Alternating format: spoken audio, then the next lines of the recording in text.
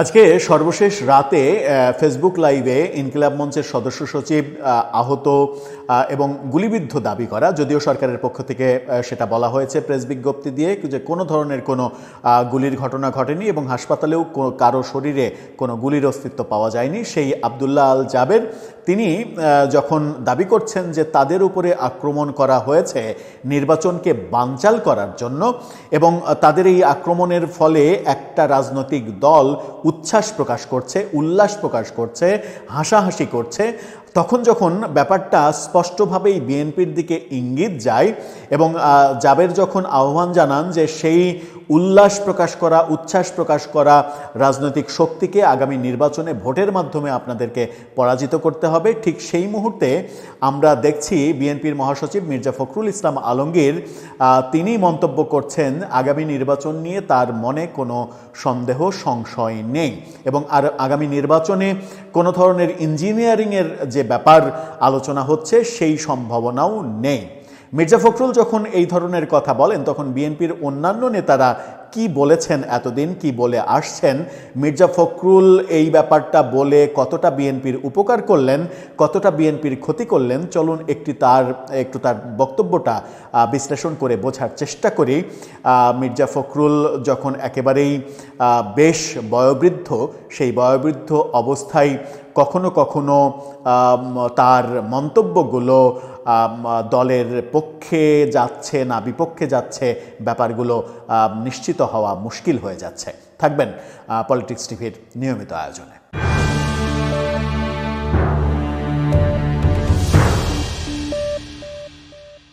দর্শক, বলছিলাম বিএনপির মহাসচিব মির্জা ফখরুল ইসলাম আলমগীরের কথা। সম্প্রতি তিনি আল জাজিরাতে সাক্ষাৎকার দিয়েছেন এবং আল জাজিরার সঙ্গে সাক্ষাৎকারে তাকে বেশ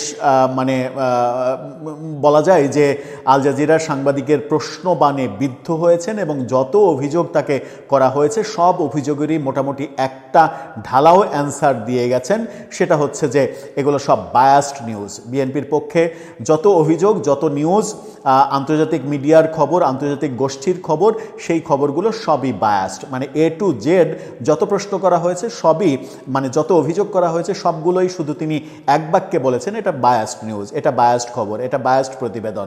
এই সাক্ষাৎকারটা দিয়ে আমার মনে হয় যে এই সাক্ষাৎকারটা দেওয়ার চাইতে বিএনপি এই সাক্ষাৎকারটা অ্যাভয়েড করতে পারত, অথবা মির্জা ফখরুল যেহেতু বেশ বয়স হয়েছে তার, শিক্ষক মানুষ, শিক্ষকদের বয়স হয়ে গেলে একটু সমস্যাই হয়ে যায়, তিনি ঠিকঠাকভাবে সব বিষয়গুলো ঠিকঠাক রাখতে কখনো কখনো পারেন না। শিক্ষকদের ব্যাপারে এরকম একটা প্রচলন আমাদের দেশে আছে, কারণ তাদেরকে প্রচুর জ্ঞান বিতরণ করে আসতে হয়। জ্ঞান বিতরণ করতে করতে করতে করতে এক সময় হয়তো মস্তিষ্কে এক ধরনের কি বলে যে ক্লান্তি চলে আসে, আর ক্লান্তি যখন চলে আসে তখন তার ওপরে অতিরিক্ত চাপ পড়লে হয়তো কিছু কিছু ক্ষেত্রে ভুলভাল কথাও বলতে হয়। যেমন তিনি এই আমাদের প্রধান উপদেষ্টার সঙ্গে জাতিসংঘের বৈঠকের সফরে গিয়ে তিনি প্রধান উপদেষ্টার সঙ্গে এক মঞ্চে তিনি বলেছিলেন যে প্রফেসর ইউনূস যখন কথা বলেন তখন তার মধ্যে আমি শহীদ প্রেসিডেন্ট জিয়াউর রহমানকে দেখতে পাই। এই কথা বলে ব্যাপক সমালোচিত হলেন। আবার এই কথার পরে তিনি তার নির্বাচনী এলাকায় যখন আওয়ামী লীগের ভোটারদের উদ্দেশ্যে কিংবা সংখ্যালঘু ভোটারদের উদ্দেশ্যে বললেন হাসিনা আপা আপনাদেরকে রেখে চলে গেছে, আমি আপনাদেরকে ফেলে রাখবো না, অর্থাৎ ফ্যাসিস্ট হাসিনা থেকে হাসিনা আপা হয়ে গেল। এর আগে বলেছিলেন যে আওয়ামী লীগের বিরুদ্ধে যত মামলা আছে সব মামলা তুলে নেব। এই ব্যাপারগুলো নিয়ে বহু সমালোচনার জন্ম দিয়েছিলেন তিনি। আল জাজিরার এই সাক্ষাৎকারে তাকে পাঠানোটা আল জাজিরার আগুন সাংবাদিকতা কিংবা আগুনের গোলার মতো প্রশ্নের মুখে তাকে পাঠানোটা বিএনপির কতটা বুদ্ধিদীপ্ত সিদ্ধান্ত হয়েছিল সেই ব্যাপারে ব্যক্তিগতভাবে আমার প্রশ্ন রয়েছে। হয়তো তাকে রিপ্লেস করতে পারতেন ইয়াং কেউ, কিংবা স্বয়ং দলের প্রধান তারেক রহমানই ফেস করতে পারতেন, অথবা সাক্ষাৎকারটা অ্যাভয়েড অ্যাভয়েড করে যেতে পারতেন, তাতেই বোধহয় বিএনপির মঙ্গল হতো। এবার ঠাকুরগাঁইতে আবারও তিনি মন্তব্য করলেন যেটা, সেটা হচ্ছে যে আগামী নির্বাচন নিয়ে তার মনে কোনো সন্দেহ নেই। নির্বাচনে কারচুপি, ইলেকশন ইঞ্জিনিয়ারিং, এই ব্যাপারগুলো নিয়ে তার কোনো সন্দেহ নেই। কি বলছেন তিনি? ইত্তেফাকের শিরোনামটা দেখে নিন। সেখানে বলা হচ্ছে এবারের নির্বাচনে কারচুপির কোনো সম্ভাবনা নেই। ফখরুল কি বলছে একটু যাই।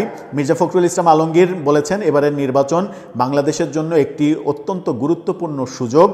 দীর্ঘ 15 বছর ধরে দেশের মানুষ প্রকৃত অর্থে ভোটাধিকার প্রয়োগ করতে পারেনি। গত 3টি নির্বাচনে বিএনপি অংশগ্রহণ করেননি। এটা সঠিক তথ্য না। গত 3টা নির্বাচনে না, 18 নির্বাচনে এই বিএনপি অংশগ্রহণ করেছিল। এরপরে বলছেন আরেকটিতে অংশ নিলেও ভোটের ফল আগেই নির্ধারিত ছিল। 24 সালের নির্বাচনের সময় আমরা সবাই, তিনি বলছেন 24 সালের নির্বাচনের সময় আমরা সবাই কারাগারে ছিলাম, কিন্তু এবার পরিস্থিতির পরিবর্তন হয়েছে, সুযোগ এসেছে একটি সুষ্ঠু এবং গ্রহণযোগ্য নির্বাচনের। তাই এবারের ভোটে কোনো ধরনের ছলচাতুরি, জালিয়াতি বা কারচুপির সম্ভাবনা নেই। শব্দগুলো দেখুন। তিনি বলছেন যে এবারের নির্বাচনে কোনো ধরনের ছলচাতুরি, জালিয়াতি বা কারচুপির সম্ভাবনা নেই। ঠাকুরগাঁও 1 আসনের নির্বাচনী এলাকার একটা অনুষ্ঠানে তিনি এই কথা বলেছেন। তিনি বলেন বর্তমানে যে সরকার দায়িত্বে রয়েছে তারা একটি নিরপেক্ষ সরকার, সরকারকেও তিনি নিরপেক্ষ বলছেন। এই বক্তব্যগুলোই পরবর্তীতে বিএনপির জন্য কাল হয়ে দাঁড়ায় কি না সেটা হয়তো ভবিষ্যতই বলে দেবে। তারা একটি সুষ্ঠু নির্বাচন আয়োজন করতে আগ্রহী। এবারের নির্বাচনে জোর জবরদস্তি বা রাতের ভোট আর হবে না। রাতের ভোট অবশ্যই হবে না। মির্জা ফখরুল বিএনপির নির্বাচনী অঙ্গীকার তুলে ধরেছেন, ফ্যামিলি কার্ড সহ অনেক কথা বলেছেন। এই কথাতে যেতে চাই না, আমি তার ওই বক্তব্যতেই থাকতে চাই। তিনি বলছেন যে এবারের নির্বাচনে কোনো জোর জবরদস্তি হবে না, সুষ্ঠু হবে, বর্তমান সরকার নিরপেক্ষ, এবং তিনি বলছেন ছলচাতুরি, জালিয়াতি বা কারচুপির সম্ভাবনা নেই। অথচ মির্জা ফখরুল ইসলাম আলমগীর তিনি নিজেই এবং তার দলের চেয়ারম্যান তারেক রহমান, তার দলের নেতা মির্জা আব্বাস সহ বিভিন্ন নেতা, বড় বড় নেতা, তারা প্রতিনিয়ত অভিযোগ করছেন। অভিযোগগুলো কি কি? অভিযোগগুলো হচ্ছে যে একটি বিশেষ দল বাড়ি বাড়ি গিয়ে মোবাইল নাম্বার নিচ্ছে, বিকাশ নাম্বার নিচ্ছে, ভোটার আইডি কার্ড নিচ্ছে, নির্বাচনকে প্রভাবিত করার জন্য, নির্বাচনে অসৎ পথ অবলম্বন করার জন্য এই কাজগুলো একটি বিশেষ দল এটা করছে। এই অভিযোগগুলো কিন্তু বিএনপির নেতার, ইভেন তার নিজেরও। এই অভিযোগগুলো যখন তারেক রহমানেরও অভিযোগ এবং প্রায় প্রতিটি জনসভায় তারা এটা বলছেন, তখন মির্জা ফখরুল ইসলাম আলমগীরের এই কথা নিয়ে ইত্তেফাক একেবারে লিড নিউজ যখন করে, এটাকেই যখন শিরোনাম করে, তখন মির্জা ফখরুলের এই কথাটা কিন্তু রেকর্ড হয়ে থাকবে, অন রেকর্ড হয়ে থাকবে যে মির্জা ফখরুল বিএনপির মহাসচিব, তিনি এক ধরনের সার্টিফাই করছেন সরকার এবং সরকারের কার্যক্রমকে যে এই নির্বাচন নিয়ে কোনো ধরনের কোনো অভিযোগ বিএনপির নেই। তাহলে নির্বাচনের বিভিন্ন জনসভায় আপনারা এই অভিযোগগুলো করছেন কেন? যে একটি দল নির্বাচনকে প্রভাবিত করার চেষ্টা করছে, একটি দল কিংবা একটি গোষ্ঠী নির্বাচনকে বানচালের চেষ্টা করছে। এই অভিযোগগুলো কেন করছেন? প্রতি মুহূর্তে কেন করছেন? একটি দল ধর্মের নামে মানুষকে প্রভাবিত করছে, একটি দল এটা করছে, ওটা দল করছে। বিএনপির বিরুদ্ধেও অন্য ওই একটি দল কিংবা দুইটা দল বিভিন্ন ধরনের অভিযোগ করছে, চাঁদাবাজি সহ বিভিন্ন ধরনের অভিযোগ করছে। তার মানে দুই পক্ষেরই, দুই জোটেরই একে অপরের প্রতি যেমন আস্থা নেই, এবং এই আস্থাহীনতা গিয়ে পড়ে সরকারের উপরে। বিএনপির নেতাদের এই বক্তব্যগুলো, বিভিন্ন জায়গায় দেয়া এই বক্তব্যগুলো, এবং রেগুলার, একবার হুট করে একবার না, এর রেগুলার দেয়া এই বক্তব্যগুলোর সঙ্গে মির্জা ফখরুলের এই বক্তব্যের কি আমরা মিল খুঁজে পাই? আমার মনে হয় যে মিল খুঁজে পায় না। আমরা দেখেছি যে মির্জা ফখরুল নিজেই অভিযোগ করেছেন এই যে জানুয়ারির সম্ভবত 18 তারিখে, আমি তারিখটা ভুলে যেতে পারি, সম্ভবত 18 তারিখে হবে। 18 তারিখে তিনি নির্বাচন কমিশনে মিটিং করে বলেছেন যে একটি দল বিভিন্ন এলাকার, সারা দেশের বিভিন্ন এলাকার ভোটারদের এনে ঢাকায় স্থানান্তরিত করেছে, ঢাকার বিভিন্ন আসনে ভোটার বানিয়েছে। এই এই টেরটা তার মানে হচ্ছে নির্বাচনকে প্রভাবিত করার চেষ্টা। তিনি নিজেই অভিযোগ করেছেন যে এভাবে ভোটার ট্রান্সফার করে বিভিন্নভাবে নির্বাচনকে প্রভাবিত করার চেষ্টা করা হচ্ছে। তো এই ভোটার ট্রান্সফার কি একটি দল একা একাই করতে পারে, নাকি নির্বাচন কমিশনের সহযোগিতা লাগে? নির্বাচন কমিশন এটা অভিযোগ করছি না যে নির্বাচন কমিশন জ্ঞাতসারে এটা করেছে, কিন্তু আপনি যদি অভিযোগ করেন যে একটা দল এই কাজটা করেছে, বিভিন্ন এলাকা থেকে ভোটার এনে আপনার ঢাকার বিভিন্ন আসনের ভোটকে প্রভাবিত করার জন্য ভোটার বানিয়েছে, এবং এরকম অভিযোগও পাওয়া যায় যে একটা বাড়ির ঠিকানায় 50 জন, 100 জন, 200 জন ভোটার হয়েছে। এরকম খবর, এরকম লেখালেখি সামাজিক যোগাযোগ মাধ্যমে ছড়িয়ে পড়েছে। সামাজিক যোগাযোগ মাধ্যমে ছড়িয়ে পড়েছে যে গাজীপুরের বিভিন্ন গার্মেন্টস ফ্যাক্টরিতে প্রায় 2 কোটি একটা বিশেষ ধর্মীয় পোশাক বানানোর অর্ডার দেওয়া হয়েছে, এবং সেটা নির্বাচনের কাজে ব্যবহার করা হবে, এবং নির্বাচনকে প্রভাবিত করার জন্য, ধর্মীয় ইমেজটাকে ব্যবহার করার জন্য এবং নির্বাচনে কারচুপি করার জন্য এগুলো তৈরি করা হচ্ছে। এই যে খবরগুলো ছড়িয়ে পড়ছে, যদি এই খবরগুলোর একটিও সত্য হয়ে যায়, এখন পর্যন্ত ধরছি যে এই খবরগুলোর একটাও সত্য নয়, কিন্তু এই খবরগুলোর যদি একটিও সত্য হয়ে যায়, যদি বাড়ি বাড়ি গিয়ে মোবাইল নাম্বার নেওয়া, বিকাশ নাম্বার নেওয়া, ভোটার আইডি কার্ড নেওয়া, নির্বাচনে ভোটার বিভিন্ন এলাকা থেকে এনে ঢাকায় কিংবা বিভিন্ন স্থানে ভোটার ট্রান্সফার করা, এই কাজগুলো যদি কোনোভাবে নির্বাচনের উপরে প্রভাব ফেলে, তাহলে তারপরের দিন, মানে এই প্রভাব ফেলার পরে তারপরের দিন মির্জা ফখরুলের এই যে মন্তব্য, এই যে এক ধরনের জবানবন্দি, এই জবানবন্দিটাই তো তখন হয়ে যাবে, মানে ডকুমেন্টস হয়ে যাবে, যে মির্জা ফখরুল নিজেই বলেছেন এই এবারের ভোটে কোনো ধরনের কোনো কারচুপি, কোনো ধরনের ছল চাতুরি, জালিয়াতি এগুলো করার কোনো স্কোপ নেই। সুতরাং